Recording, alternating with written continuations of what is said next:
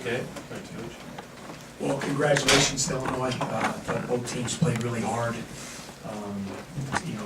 They've certainly improved as the season gone along and got great contributions from a lot of guys. I was really proud of how we played in the second half. The first half we couldn't throw it in the ocean. I was really proud about how we took care of the ball. Only 8 turnovers for the game against a team that really feasts off turning you over. And I thought we did a good job with that. And I thought in the first half, they got separation from our inability to make shots. I think we were 1 for 13 from 3, and 11 of them were uncontested. So, you have to make. I'm not saying you make all 13 or all 11 open shots, but not making any of them, allowed them to get that double-figure cushion. It also allowed them to get out in transition, do what they do best, which is attack the basket. And I thought their guards did a good job of trying to get downhill and obviously getting to the free throw line a lot. 38 free throws. That's a lot of free throws, and give them credit for for being physical drivers.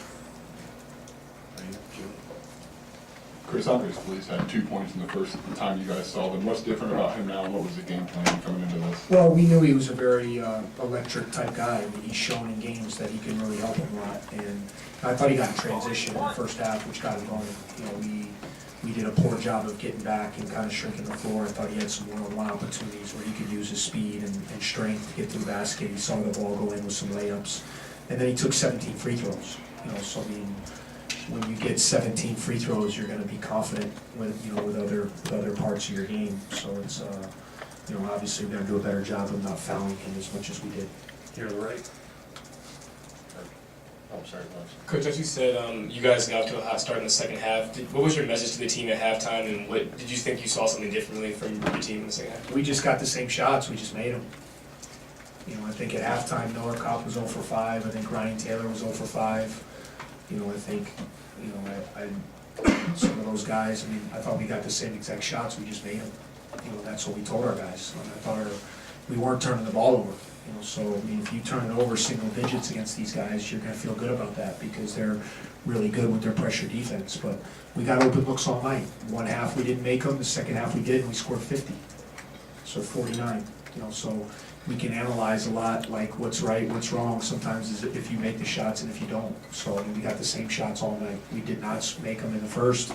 The second half we did a better job. We made 6 threes in the second. Here to the right.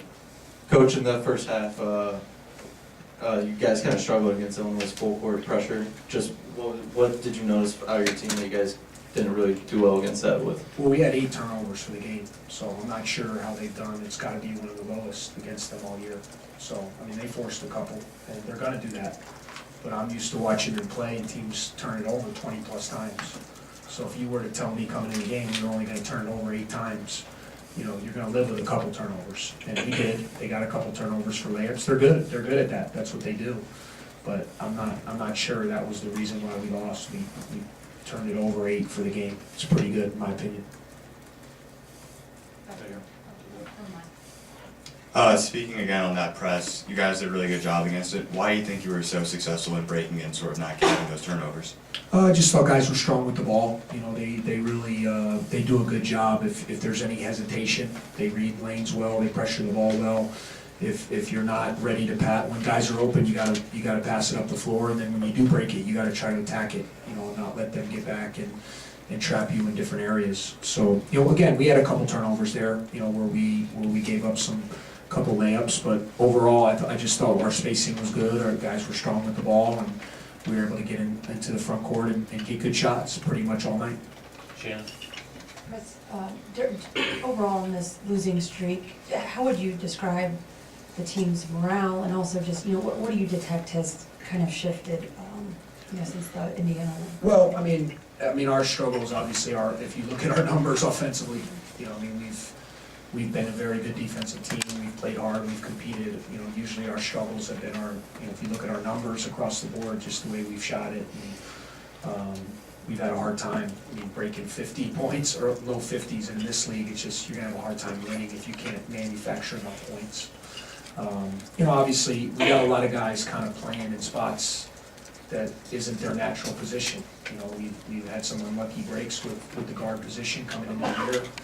you know, with Jordan Ash blowing out his knee and not being able to play, you know, another young man we were supposed to have, and now all of a sudden you gotta have Vic Law bring up the ball. And now you gotta have AJ, those guys are wings. So it's like losing your 2 quarterbacks coming into a season, and then your running back has to play quarterback, and then your wide receiver has to play running back, and your tight end has to play right. We've just had to kind of flip guys around, and, you know, so our inability to kind of break people down and get easy baskets, you know, playing in a very tough league has hurt us. And I applaud our guys for their attitudes. Now, have they been knocked back? Absolutely. I mean, you lose 11 games or whatever it is in a row, like you haven't tasted winning. It's gonna be tough, you know, it's gonna be tough, and morale, it's gonna be hard. But our guys have continued to come to practice, their attitudes have been good. I haven't noticed, like tonight, I thought, you know, we had every reason at halftime to lay down. You know, you're down double figures, you're not shooting well, you know, you're on the road, and our guys didn't. They kept fighting, they got themselves back in the game and just came up a little short. So I applaud them for how they've done that. I feel for them just because I see the work they put in. They come every day, we work on our game plans, we put the time in, we put the work in. And sometimes when you play in a league like this, that's brutal. It's, if you gotta play really good to win. And we haven't been able to do that for the last 11 games or whatever, 10 game, whatever it is. And that's where I feel bad about the guys. And we got an opportunity to go home. We have 2 home games, and, you know, you just never know how quickly it can flip. You know, you look at a lot of teams in the league, whether it's Penn State, they lost 10 in a row and then they won 1. And then they win 5 out of 7. You know, same thing with this Illinois team. They got off to a really tough start. They come home and they have a big win over Minnesota where things go well. And then their confidence turns and they start playing really good basketball. And those are just 2 examples. And, you know, for us, we need a game like that. You know, we need a game where we put it together. You know, we see the ball go in, we play good defense, we find a way to get a win, and then, you know, see what happens. And so it has been frustrating for everybody. You know, we all are living and dying, and these guys care and they want to win, and so it's tough when you have a streak where you're not putting it together. Anything else for Coach? Thanks, guys. All right, thank you. All right, thanks, guys.